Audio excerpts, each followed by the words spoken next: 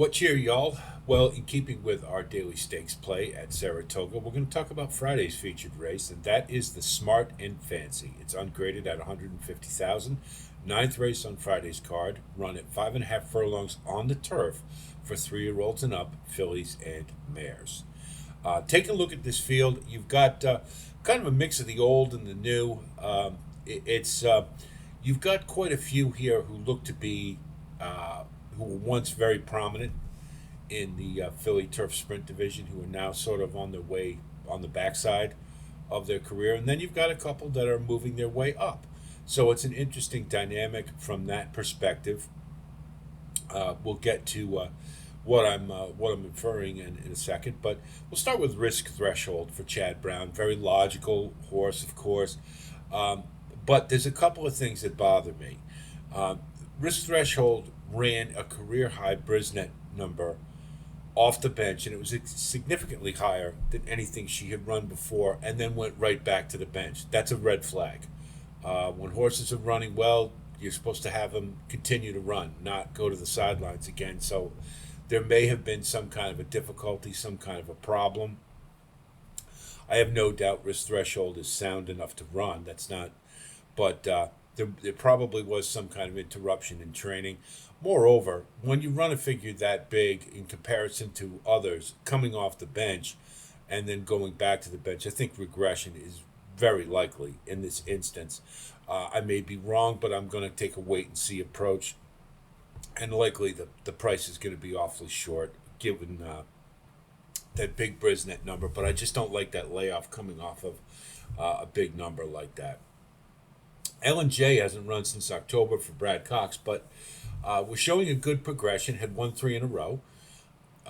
And Brad Cox knows how to get him going off of a long layoff. And so, with some growth and some progression, continuing to move forward, L&J, I expect to run a nice race. And hopefully the price will be halfway decent. Don't have the line yet, but definitely want to use L&J. Twirling Queen, I always love Twirling Candies. They seem to bring it every time. Twirling Queen, I like in this race because she has the ability to rate. I think that's going to be important here. We obviously at Turf Sprint, we've got quite a bit of early speed signed on, but is in decent enough form, and I think can lay in the weeds a bit. And provided that she gets a good trip, can factor in this race and has an outside chance to win it if Future is Now proves a little more mortal than usual. So I like Twirling Queen. You're probably going to get a decent price as well.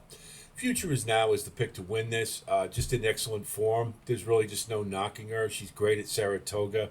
Um, you know, this race, I think form is very important. It's the linchpin to determining who to use here, um, because there are so many in here who appear to be regressing. So Future is Now to me was a very logical pick. Price is going to be short, but I think she just towers over this field in many respects, particularly in conditioning. So Future is Now the pick to win. Uh, Miguel Clement has a couple in this race. Don't Look Back at All and Gallon of Rush, and I'll talk about them together because they seem to have the same issue.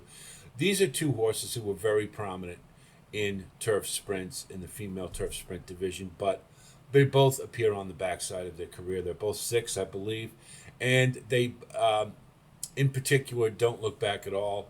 They sent up to Canada, put on Lasix, put blinkers, and nothing helped. And this was a horse who was starting to slide, and I just don't think is where she used to be. Gallon of Rush, kind of the same thing, probably a little bit more forward than Don't Look Back at All, I'd say, but is going to be coming from off the pace more than likely. Coming from the rail, that means a big sweeping move, and I just didn't like what I saw in terms of her overall form. And like I say, I think she's on the way down as well. So we're going to let both of them go. Sunday Girl for Happy Davis, as I like to call Katie Davis. She's just not doing very well at Saratoga this year, which is a shame. It's too bad because, we'd like to see Katie do better because she's such an asset to the sport. But um, Sunday Girl, no complaints. This is an excellent horse, but the problem is you got a lot of other speed in this race. It does not appear capable of rating.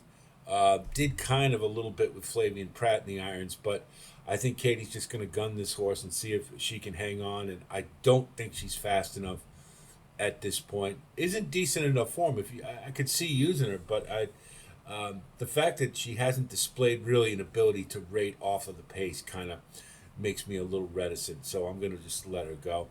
And then finally, Out Too Late, or Benedetta, I should talk about, for Steve Asmussen. Moving this one to turf. I'm thinking this may wake this one up because this was a good dirt sprinter. But look at her pedigree. The dam has 4 turf winners from 6 starters and 2 stakes winners. So there's definitely some grass in the bloodlines here. And hey, it just might, in a field where you do have a lot of horses with question marks, I think maybe this is a positive change. So I'm going to throw Benedetta in there at a price. And then finally, Out Too Late. I'm not going to use, except in the trifecta, this one from Mike Maker. He's having a pretty good meet. Not doing terribly well with Ricardo Santana, but Ricardo has been riding well at Saratoga. This one will be coming off the pace at a price. And, just throw in there to kind of liven up the trifecta and maybe get some good value, good ROI. So we'll look at our wagering strategy. Pretty simple, pretty straightforward. Future is now, we'll to go with the win bet. If the price is really short, then we'll probably switch to Twirling Queen for the value. 6, 5, 5, 6 exactas, and then we'll just do a key box. 6 on top with 3, 4, and 5. And then the trifecta, as I said, we'll 6 on top with 3, 4, 5, and then we'll throw in Out Too Late in there to spice it up. Thinking maybe, most likely, that she'll finish third, if anywhere, in the tri. But keep it pretty straightforward. Future is now in the Smart and Fancy.